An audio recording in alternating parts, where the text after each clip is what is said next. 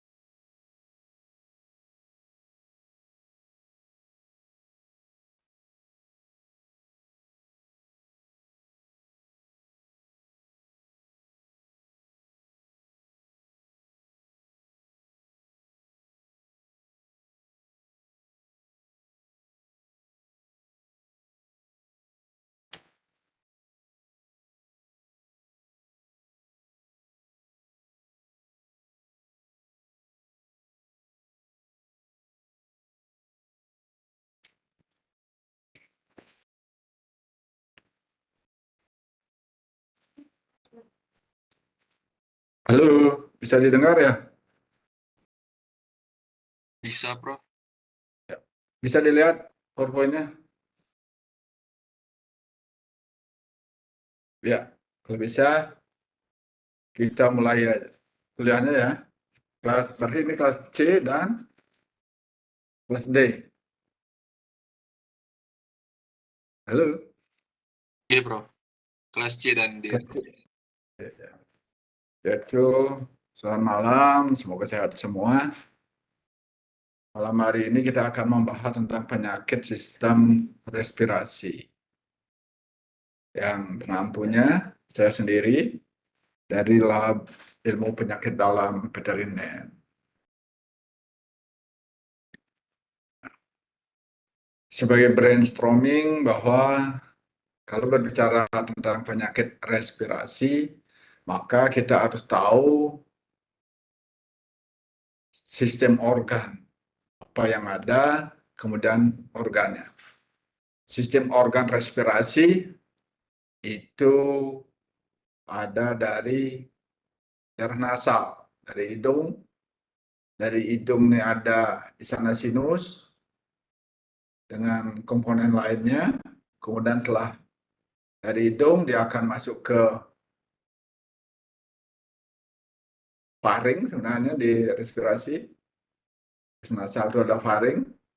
Setelah faring, di faring itu ada cabangan, jatuh menuju ke faring. Setelah faring dia akan masuk ke laring.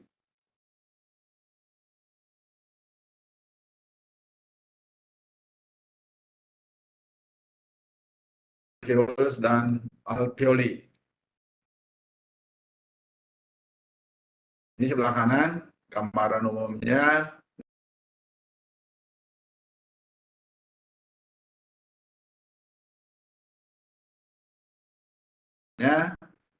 Kemarin saat mata kuliah diagnosa klinik sudah diajarkan.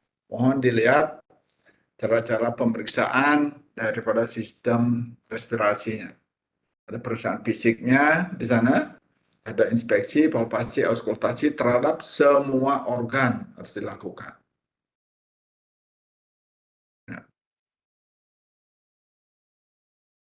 Nah, ini fungsi utama dari sistem respirasi itu adalah karena berfungsi untuk melakukan pertukaran oksigen dan karbon dioksida.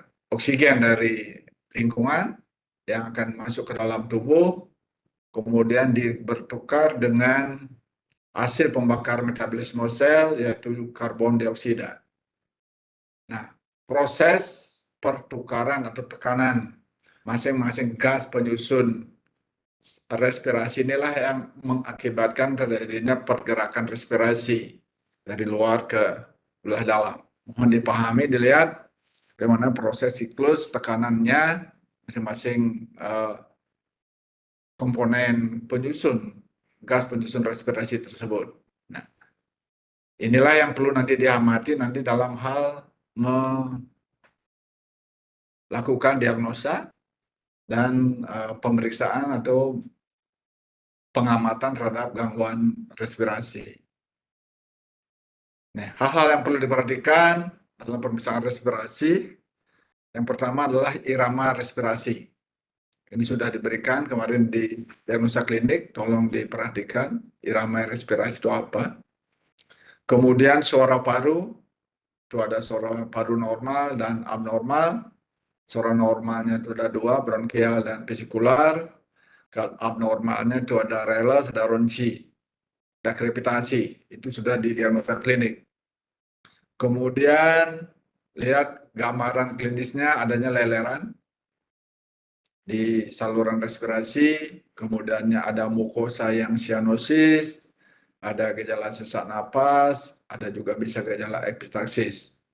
Yang selanjutnya itu ada gejala bersin dan batuk. Mohon itu dipelajari. Nah, irama ini sudah diberikan kemarin di diagnosa klinik. Nah, tes diagnostik yang perlu dilakukan sebagai tes uji lanjutan dalam pemeriksaan atau penyakit respirasi yang perlu Anda perhatikan adalah tekanan gas arterial blood gas. Ini menyangkut pH, blood acidity dan alkalinity-nya. Ada tekanan O2, partial pressure dari arterial oksigennya, partial pressure of karbon dioksidanya. Tekanan darah ini perlu diperhatikan karena ini akan sangat berhubungan dengan kondisi apakah hewan dalam kritis atau tidak. Kemudian auskultasi, ini untuk mendengarkan suara paru, perkusi, ini untuk mengetahui untuk darah patu, untuk mengetahui perkiraan size, batas atau larutan yang ada di organ tersebut. Kemudian ada CBC, Complete Blood Count, pemeriksaan darah lengkap, karena itu akan sangat berhubungan dengan proses infeksinya, apakah akut kronis, apakah oleh virus, bakteri, atau untuk mengetahui adanya dehidrasi. Lanjut dengan rongsen, juga bisa dengan endoskopi dan USG. Nah, ini buku rujukan yang saya gunakan, yaitu penyakit saluran respirasi anjing dan kucing. Saya sendiri yang menerbitkan. Nah, kalau Anda memerlukan, silakan hubungi saya. Kalau seandainya memerlukan adanya buku rujukan ini. Di sini sudah ada bahannya, materinya secara lengkap. Buku ini sebagai pegangan wajib yang saya gunakan dalam penyakit respirasi. Kita lanjut ke penyakit saluran respirasi atas. Yang tadi ada di hidung, sinus. Itu ada radang di hidung, ada rinitis dan sinusitis. Kemudian ada rinitis alergi, ada faringitis, dan ada laryngitis. Rinitis dan sinusitis itu adalah peradangan pada membran mukosa hidung. Sedangkan sinusitis adalah peradangan pada sinus. Sinus itu ada 3 secara anatomis. Silahkan dicari. Ada sinus frontalis, maxillaris, dan yang lainnya tolong dicari. Itu di anatomi sudah diajarkan. Penyebab sering menyebabkan radangnya peradangan pada hidung, rongga hidung, dan sinus itu adalah pertama karena infeksi virus. Virus-virus yang sering menginfeksi yaitu virus distemper pada anjing, kemudian panleukopenia pada kucing. Juga sering karena infeksi bakteri sekunder, Streptococcus, Staphylococcus, itu sering membawakan infeksi peradangan di sana. Kemudian ada jamur Aspergillus fumigatus. Kemudian ada tumor baik di rongga hidung maupun di sinus. Kemudian ada trauma. Trauma ini sering terjadi pada anjing-anjing moncong panjang. Dan sering yang suka bermain bola, dia tuh sering tabrakan di dinding saat mengejar saat dia bermain. Atau digigit oleh anjing yang lebih besar. Kalau anjing pemburu, itu sering dia tuh berbenturan di batang pohon saat melakukan perburuan. Benda asing ini karena anjing itu sering memiliki kebiasaan menghirup sesuatu yang ada di sekitarnya, seringkali adanya serbuk bunga atau daun-daun kering itu masuk ke lubang hidung. Kemudian bisa karena perluasan infeksi pada mulut yang menyebar ke nasofaring. Sehingga apabila ada gangguan di hidung dan faring itu harus perhatikan juga rongga mulutnya. Meskipun secara anatomis mulut itu termasuk ke sistem organ pencernaan. Tetapi sistem organ digesti, tetapi dia infeksi dari mulut itu bisa menular ke rongga hidung dan ke sinus. Sering juga karena gigi yang berlubang dan infeksi pada gigi itu bisa masuk ke rongga hidung. Kemudian kelainan bawaan pelatum. Pelatumnya hilang atau terbuka, terlebar, sehingga sering itu menyebabkan pneumonia aspirasi. Maka itu masuk ke lewat pelatum yang masih terbuka. Rinitis, sinusitis ini juga sering disebabkan oleh nutrisi yang buruk. Nutrisi yang buruk menyebabkan epidelisasi di mukosa, kemudian penurunan tingkat dehidrasi sehingga sering menyebabkan rongga hidungnya itu kering, itu sinusnya kering. Kemudian yang sering juga adalah alergi. Alergi ini bisa karena alergi dingin, alergi debu, alergi serbuk bunga, kemudian alergi yang sering juga pada anjing dan kucing itu adalah alergi karena parfum yang dimiliki oleh pemilik atau parfum yang untuk mengharumkan pakaian. Itu sering menyebabkan rinitis. Karakter dari tipe leleran pada rinitis itu sering bersifat unilateral dari satu lubang hidung saja. Kalau sifatnya unilateral itu sering berhubungan dengan tumor. Daerah nasal itu ada jamur, ada benda asing, ada penyakit gigi. Ini sebagai clue, sebagai kata kunci kalau dilihat dari tipe leleran, sehingga Anda itu bisa menyempitkan untuk diagnosanya. Kalau lelerannya unilateral, itu sering karena tumor, jamur, atau benda asing.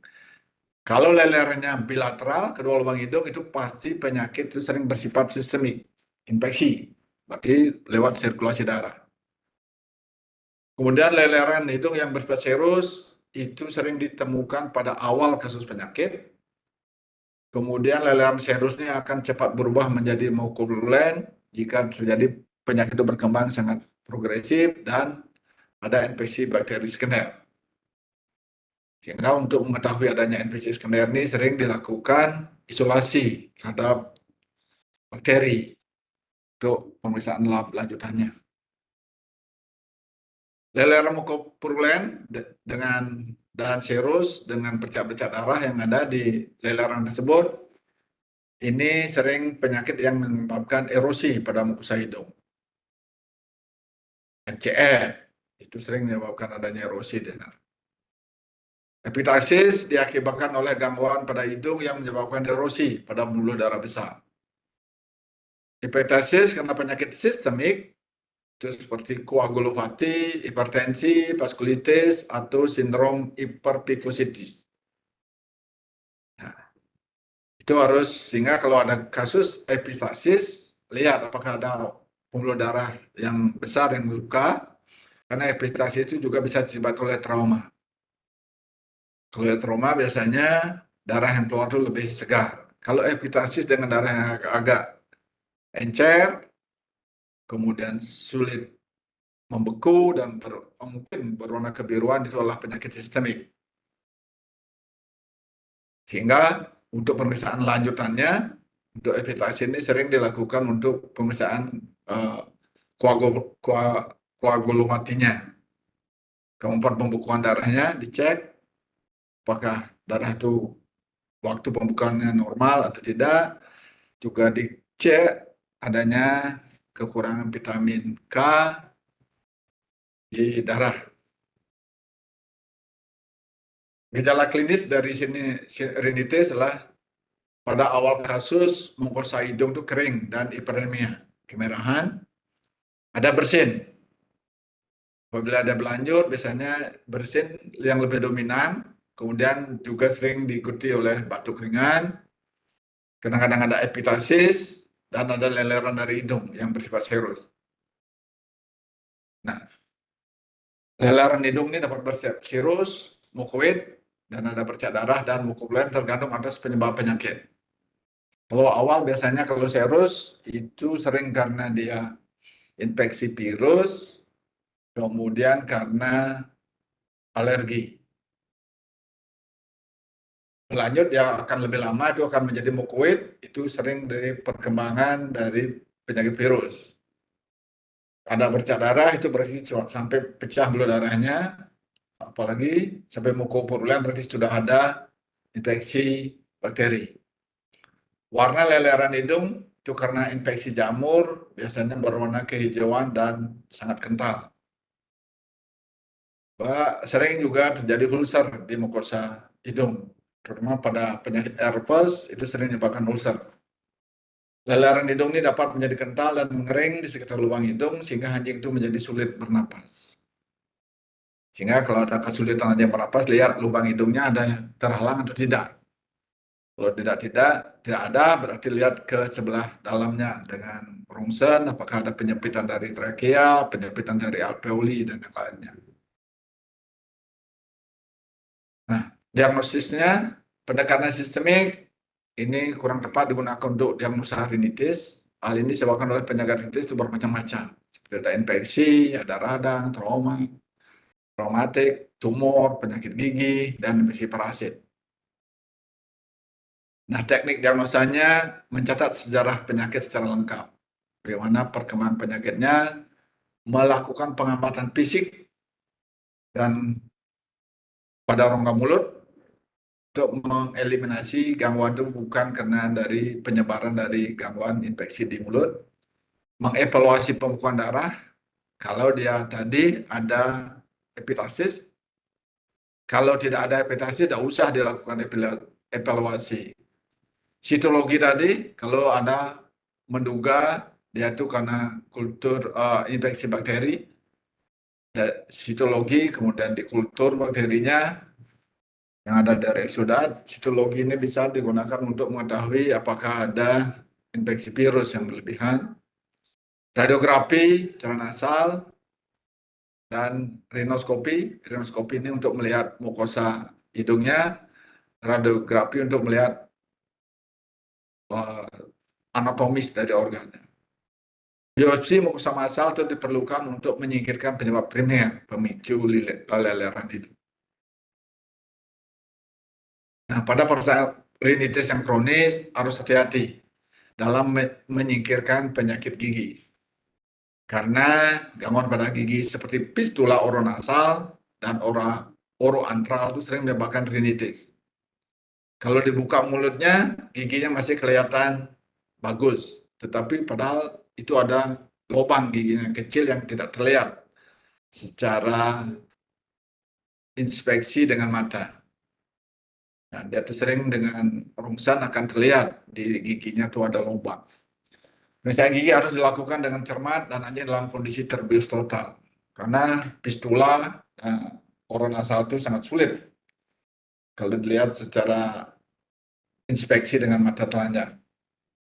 Uji laboratorium rutin, yaitu uji darah lengkap, kimia serum, dan urinalisis. Profil koagulutinasi, cek tekanan darahnya, dan radiografi darah dada. Itu akan sangat berguna dalam menyingkirkan penyebab sistemik munculnya. Nah, kultur jamur dan bakteri dari layaran hidung itu tidak direkomendasikan karena hasilnya sering tidak spesifik dan sering terjadi secara normal dapat dideteksikan jamur dan bakteri dari hidung. Nah, kultur jamur dan bakteri ini hati-hati. Kalau dia sudah berat, ininya lelerannya, dan penggunaan antibiotik sebelumnya tidak mempan, mungkin lebih bisa dipertimbangkan kultur bakteri dan jamur. Kalau baru masih ringan, itu di kultur sering kali flora normal itu juga sering teridentifikasi di sana. Itu maksudnya. Kemudian ada serologi untuk aspergillosis dan penicillosis perlu dipertimbangkan dengan cermat. Karena anjing yang dengan kondisi tumor pada hidung itu akan memberikan hasil positif terhadap tes serologi aspergillosis. Karena tumor itu sering diinfeksi oleh aspergillosis. Terapi standar rinitis ini keberhasilannya itu tergantung atas keberhasilan mengidentifikasi penyebab penyakitnya. Apakah karena dia infeksi, karena traumatik, karena alergi, atau karena penyakit sistemik. Terapi dengan antibiotika spektrum luas direkomendasikan untuk diberikan dan dilanjutkan selama 1 minggu setelah gejala klinis hilang. Perlu diperhatikan pemilihan terapi yang tepat itulah apabila lakukan identifikasi terhadap bakteri penyebabnya. Tetapi karena masih ragu bisa diberikan spektrum luas lebih awalnya. Antibiotika yang dianjurkan untuk penanganan di gangguan hidung yaitu ada golongan ampicillin, amoxicillin, cephalosporin, dan chloramphenicol. Ini urutannya. Pilihan pertama adalah ampicillin, amoxicillin, karena cephalosporin adalah merupakan antibiotik generasi kedua. Artinya apabila dari informasi pemilik hewan itu telah sering diobati ke dokter hewan, kemudian Anda menduga dia itu karena infeksi bakteri, maka hati-hati pemilihan ampicillin, dia itu bisa akan menjadi resisten. Mungkin dapat diberikan cephalosporin. Nah, perlu hati-hati kalau Anda memilih chloramphenicol. Efek samping penggunaan chloramphenicol pada kucing itu adalah anoreksia. Jika infeksi karena chlamydia, pada kucing itu dianjurkan dengan menggunakan tetracycline parenteral dikombinasikan dengan pemberian salep mata tetracycline. Chlamydia ini sering juga menginfeksi di mata, juga menginfeksi di hidung. Sehingga pilihannya adalah tetracycline secara parenteral, injeksi, kemudian dikombinasi dengan salep mata yang dengan kandungan tetracycline juga. Pengobatan untuk tungau di hidung, terutama tungau pneumonitis, kaninum itu adalah ivermectin 0,2 mg per kilogram secara per oral, dan obat dapat diberikan selama 2-3 minggu. Obat-obat antihistamin, pilihannya adalah diphenhydramine, chlorpheniramine, atau tripamicin, prednison, dan diberikan untuk mengontrol sistem penyakit yang muncul. Ada alergi itu kasih antihistamin, kadang ada sesak napas bisa dikasih antihistamin. Chlorpheniramine untuk melegakan napas bisa juga. Pada beberapa kasus rinitis juga disebabkan oleh Bordetella bronchosepticum. Bordetella ini adalah merupakan flora normal di saluran respirasi anjing. Tetapi dalam kondisi anjing yang menurun, Bordetella ini dapat tumbuh subur. Atau penggunaan antibiotika yang tidak terkontrol juga bisa menyebabkan Bordetella ini menjadi bertumbuh kembang dengan pesat di saluran respirasi. Atau lingkungan yang kotor, ini akan memicu Bordetella ini menjadi media yang bagus untuk dia bertumbuh. Nah, kalau ada Bordetella, ini dapat diobati dengan pemberian doksisiklin, yaitu 5-10 mg per kilogram setiap 12 jam selama 12 minggu, selama 2 minggu.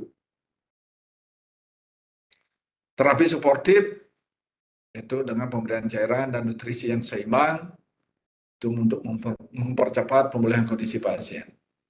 Dekongestan intranasal itu akan membantu mengurangi leleran hidung. Nah, untuk dekongestan yang sering digunakan adalah phenylephrine HCl 0,25%, diberikan setiap 4-6 jam. Bisa juga dengan oxymetazoline 0,25%, diberikan setiap 24 jam. Obat diteteskan 1-2 tetes setiap hidung. Nah, untuk obat-obat dekongestan, obat harus dihentikan setelah 3 hari pemberian obat dekongestan, meskipun gejalanya masih ada. Dan diulang lagi setelah dihentikan selama 3 hari. Artinya dekongestan ini maksimal diberikan 3 hari, jangan sampai lebih. Nah, apabila dia diberikan sampai lebih, itu bisa menyebabkan namanya pneumonia phlegmon, mukosa itu akan menebal, dan di sana banyak infiltrasi antilimfosit. Nah, sehingga 3 hari diberikan, kemudian dihentikan. Kalau masih gejalanya dilanjutkan lagi 3 hari. 3 harinya baru lagi dikasih. Kemudian kita lanjut ke rinitis alergi. Kondisi pada anjing dengan gejala bersin, ingusan, kegatalan hidung, dan obstruksi hidung akibat respon hipersensitif pada hidung terhadap material yang disebut dengan alergen. Nah, etiologinya alergen yaitu dari polen, serbuk sari, ada debu alas kandang, ada tungau, debu rumah, dan ada jamur. Kadang-kadang perubahan lingkungan seperti temperatur dan kelembaban juga bisa menyebabkan alergi yang menjadi rinitis. Kandungan zat tertentu pada pakan, ini sangat sulit dibuktikan. Tapi itu harus dicek satu-satu apakah hewan mengalami alergi apa. Alergi dari pakan ini bisa berbagai macam manifestasinya. Bisa dia ke saluran respirasi, maka sering menyebabkan sesak, atau keluar leleran hidung. Kalau dia ke saluran digesti, alergi kandungan pakan ini bisa menyebabkan diare. Kalau dia ke saraf, dia akan bisa menyebabkan pingsan. Tergantung ke mana munculnya gejala klinisnya. Diagnosa jelas diperlukan tes alergi. Tes alergi bisa dilakukan di telinga, di hidung, atau di tenggorokan. Sudah suntik dengan alergen yang diberikan mana dia menemukan reaksi positif. Kemudian dilihat sejarah penyakit dan pengamatan fisik.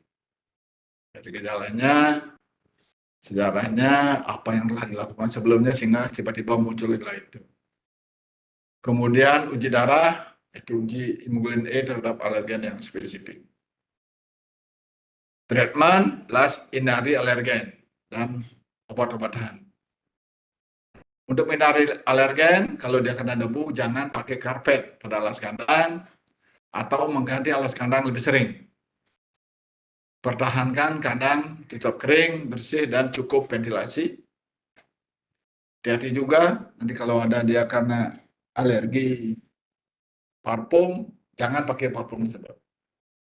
Kemudian lebih sering membersihkan kandang, hindari terlalu lama berada pada daerah berdebu atau daerah yang dengan polutan yang tinggi.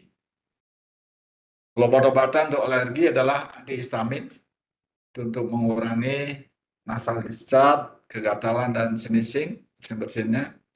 Efek samping dari antihistamin adalah mengantuk dan mulutnya akan kering. Dan dia akan merangsang juga untuk minum. Sering juga antihistamin ini menyebabkan gangguan di jantung jika dikombinasikan dengan erythromycin. Makanya kalau Anda memilih obat antibiotik golongan erythromycin, hati-hati dengan pemberian antihistamin. Sediaan tipikal itu juga ada, itu nasal spray. Kedua, obat dekonstan untuk mengurangi kebengkakan musa hidup dengan cara kontriksi pembuluh darah sehingga mampu mengurangi obstruksi. Tersedia itu dalam bentuk oral dan topikal.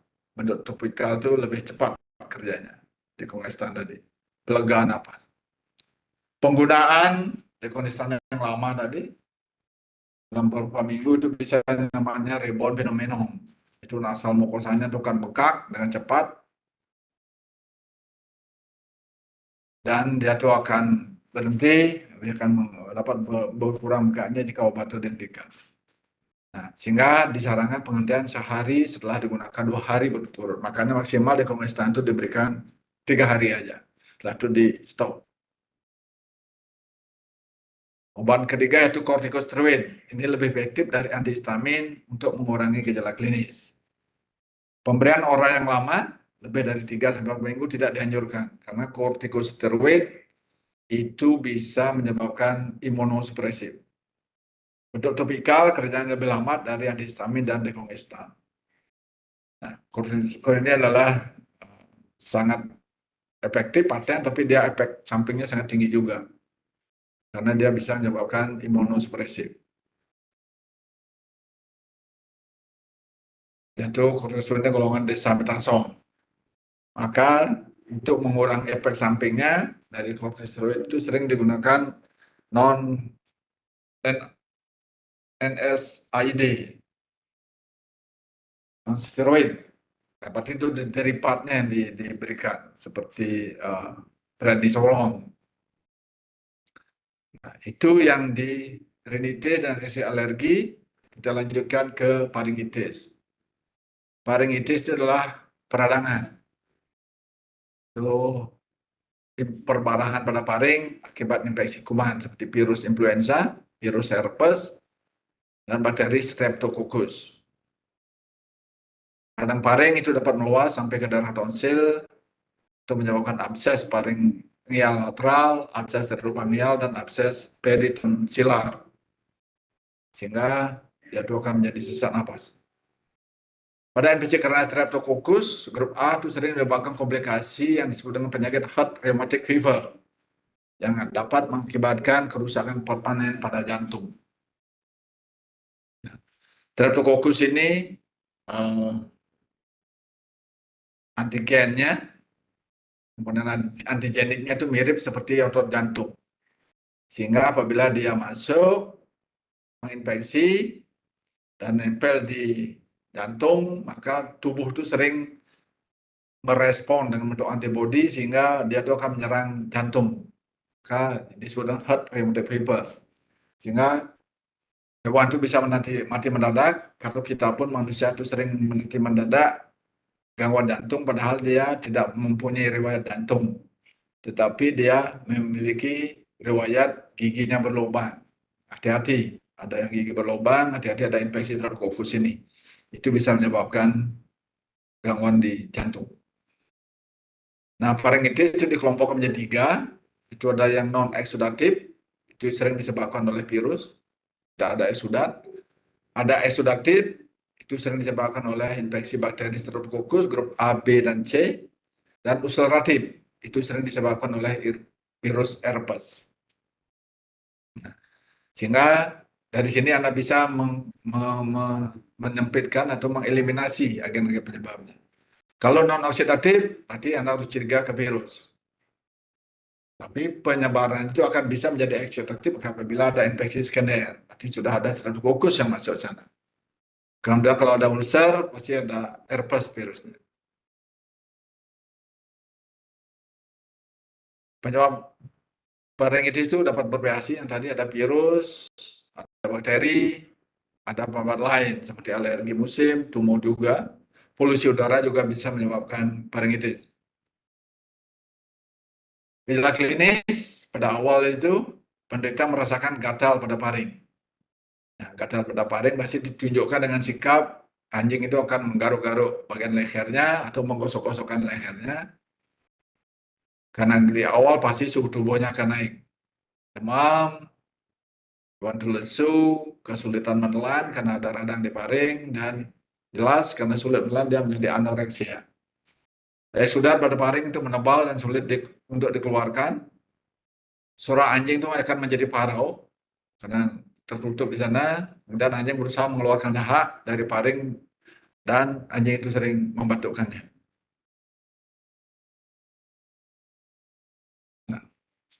Keparahan suara anjing itu terjadi jika proses peradangan sampai mengenai laring. Karena di laring itu ada pita suara. Mukosa paring terlihat gambarnya seperti kaca karena dilapisi sekresi mukus yang mengering. Nah, paring ini bisa dibuka dari mulutnya, lihat di pangkal lidahnya. Sehingga itu seperti mengkilat dan kemerahan. Itu sering kalau terjadi paringitis. Kemudian lihat jaring limfoid sekitar paring itu tampak merah dan bengkak. Diagnosa itu buat berdasarkan gejala klinis. Tanda klinis yang diamati, biarkan kuman dari paring itu sangat membantu untuk menentukan organisme penyebabnya. Treatment, pengobatan gejala klinis seperti kemerahan atau demam dapat diberikan seperti obat aspirin, ibuprofen, dan acetaminophen. Untuk melegakan laring dapat diberikan setengah sendok teh garam dicampur dengan segelas air hangat. Antibiotik pilihan yaitu penisilin dan eritromisin. Hati-hati, eritromisin jangan digabung dengan antihistamin tadi. Kemudian dilanjut ke laringitis, itu adalah peradangan atau gangguan pada laring atau pangkal tenggorokan yang menyebabkan hewan kesulitan dalam mengeluarkan suara. Etiologinya adalah infeksi bakteri, makanan terlalu panas atau dingin, anjing terlalu gembira, banyak menggonggong, dan menyala secara berlebihan. Ini sering hewan menjadi paringitis karena dia dikandangkan di dekat pintu masuk atau di depan rumah yang dekat dan banyak orang lalu lalang di sekitar kandang. Itu sering menyebabkan anjing itu akan terus menggonggong berlebihan, jadi akan bisa menjadi paringitis, serak ya. Bisa juga karena perluasan infeksi dari saluran pernapasan sebelah atas. Iritasi karena debu, asap, atau irigasi gas yang terhirup. Benda asing, trauma karena intubasi, luka akibat dari alat penjeratan atau pengekangan. Radang tenggorokan dapat juga karena peluas infeksi dari tracheobronchitis. Pada kucing itu akibat infeksi virus kalisi, difteri, rhinotracheosis, dan herpes virus. Gejala klinis yang teramati perubahan suara yang parau. Kalau di paringitis, gejala yang menonjol itu biasanya batuk, hewannya batuk kering, dan sering gagging. Seperti mau muntah tapi tidak keluar cairan. Tidak keluar muntahan. Kalau di laringitis, suaranya parau, serak. Juga batuk, karena dia paring, di sana jelas hanya itu akan menunjukkan rasa sakit dan terganggu saat menelan. Karena ada gangguan di sana, jelas gangguan di bernapas, akan terdengar suara gurgling saat auskultasi. Seperti gemuruh di daerah paring tersebut saat diauskultasi. Batuk itu adalah gejala utama dari radang laring, terutama jika edema meluas sampai ke jaring yang lebih dalam. Anjing akan merasa kesakitan ketika udara lingkungan yang dingin atau berdebu pada saat menelan makanan dan minuman. Dia akan berontak, dan makanya dia akan saat makan itu akan mengeluarkan suara yang keras seperti kesakitan. Perubahan suara jelas terlihat terutama pada anjing yang kecil. Suara setidor itu dapat terdengar karena bengkak dan berkurangnya gerakan tulang rawan arytenoid. Gangguan pernapas yang diamati yaitu kesulitan bernapas. Napas anjing itu sering berbau. Timbulnya suara abnormal atau setidor tadi, ribut tadi saat bernapas, seperti suara ngorok, kemudian perubahan tingkah laku, yaitu saat anjing dalam posisi berdiri, kepala tertunduk atau lebih rendah dari badan, dan mulutnya terbuka. Sering mulut terbuka bernapas lewat mulut. Anjing akan berusaha menarik napas dengan sekuat tenaga. Ingat, laju pernapasan itu lambat dan turun. Selaput mukosa itu sering teramati kebiruan, cyanocek, yaitu di lidahnya itu lebih cepat akan kelihatan. Denyut nadinya itu akan meningkat dan suhu tubuh juga akan naik. Kematian pada penderita laringitis itu sering akibat keracunan daripada CO2 karena kesulitan bernapas tadi. Diagnosa itu berdasarkan atas sejarah dan tanda-tanda klinis yang diamati. Diagnosa sementara itu berdasarkan pada tanda klinis, auskultasi darah laring, dan eksaserbasi stridor pada saat palpasi. Untuk mendapatkan hasil diagnosis yang pasti, itu diperlukan pemeriksaan laryngoskopi, melihat mukosanya. Pada saat laryngoskopi, anjing dan kucing itu harus dalam kondisi teranestesi. Sejarah penyakit itu akan memberikan gambaran perkembangan dari awal kejadian penyakit sampai teramati gejala yang muncul. Nah, sehingga sini perlu hati-hati memberikan saat anamnesa, menanyakan bagaimana perkembangan penyakitnya kepada pemiliknya. Karena sering juga yang membawa itu bukan pemilik yang sering merawat anjingnya, mungkin pembantunya yang membawa sehingga tidak tahu sejarahnya dengan baik. Informasi ini sangat diperlukan untuk menentukan penyebab primer dari penyakit dan pengobatannya lebih akurat. Penyakit yang menimbulkan gejala mirip adalah kelumpuhan laring, abses laring, trauma dan sinusitis laring, dan abses retrofaringeal. Sehingga ini bisa dibedakan dari endoskopi tadi maupun dari hasil rongsennya. Pengobatan kebanyakan anjing yang menderita radang laring dengan kebiasaan suka menggonggong, penyakitnya akan kerap kambuh. Maka obatnya jangan dia dikasih menggonggong, artinya kandangnya harus dipindahkan ke tempat belakang sehingga tidak banyak lalu lalang di sana. Obat-obat yang dapat diberikan adalah obat kortison, kortikosteroid tadi, pereda batuk, analgesik, dan obat penenang. Antibiotika yang diperlukan jika terjadi infeksi atau peradangan karena bakteri. Pada kasus obstruksi, perlu dilakukan pemasangan tabung tracheotomi. Obat golongan kortikosteroid ini pemberiannya harus diawasi dengan ketat, karena obat golongan kortikosteroid itu mempengaruhi dalam penyembuhan radang. Terapi NSAID, non-steroid anti-inflamasi drug, itu dikombinasikan dengan antibiotik sistemik akan mempercepat proses kesembuhan dan efek sampingnya akan lebih kecil. Berkecuali dexamethasone, hati-hati, maka sering digunakan NSAID-nya, daripadanya yaitu prednisolone.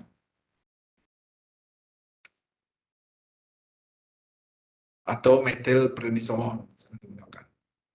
Penggunaan diuretik, misalnya furosemid, dapat diberikan jika telah meluas ke paru-paru. Karena sering pada faringitis, itu sering pada ada cairan di paru-paru, maka dapat diberikan furosemid. Perawatan yang telaten dan suasana nyaman di sekitar anjing itu akan mempercepat proses kesembuhan. Maka harus diisolasi dia, dipindahkan kandangnya supaya menjadi lebih tenang. Kondisi sekitar anjing tidak boleh lembab, kandangnya selalu hangat, lingkungannya bersih, pemberian pakan yang lembut dan atau cairan, dan anjing terhindar dari debu. Nah, ini sering gejala klinis dari gangguan saluran respirasi atas, tergantung penyebabnya. Ada kanin, ada pelen herpesvirus, ada pelen calicivirus, ada kanin, ada bordetella. Nah, gejalanya ada kelelahan, sinding dia bersin, konjungtivitis, kalau bordetella ada konjungtivitis, salivasi, kalau dia calicivirus ada discharge pada mata, hampir semuanya, nasal discharge, ulcerasi, itu karena kalisi itu sering menyebabkan ulcerasi, herpes juga, ada keratitis, ada kogeng, batuk, pneumonia, dan kelelahan. Nah, loh. Itu tentang penyakit respirasi saluran atas. Ada yang perlu didiskusikan?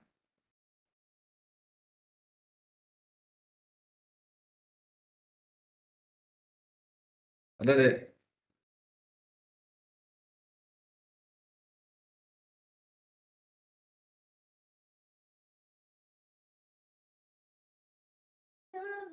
Ada?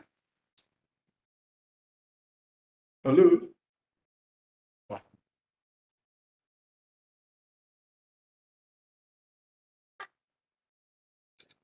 Iya, Prof. Ya? Bagaimana Wisnu? Ada Wisnu? Mungkin sementara masih aman, Prof. Aman ya. Ya, silakan baca aja di bukunya. Komennya itu ada buku pegangan itu dan jurnal-jurnal silakan baca itu tentang penyakit tadi, tentang penyakit cervix atas. Nanti minggu depan kita akan bahas tentang penyakit respirasi saluran respirasi bawah, yaitu bronkitis sampai pneumonia, emfisema sampai pleuritis. Baik, ya. Kalau tidak ada, terima kasih atas perhatiannya. Kuliah malam hari ini sampai di sini. Terima kasih. Mohon dipelajari, dibaca-baca lagi. Strategi pemeriksaannya sudah didiagnosa klinik, kemudian penyakitnya sekarang. Baik. Oke, terima kasih. Kalau tidak ada, saya akhiri. Selamat malam. Om.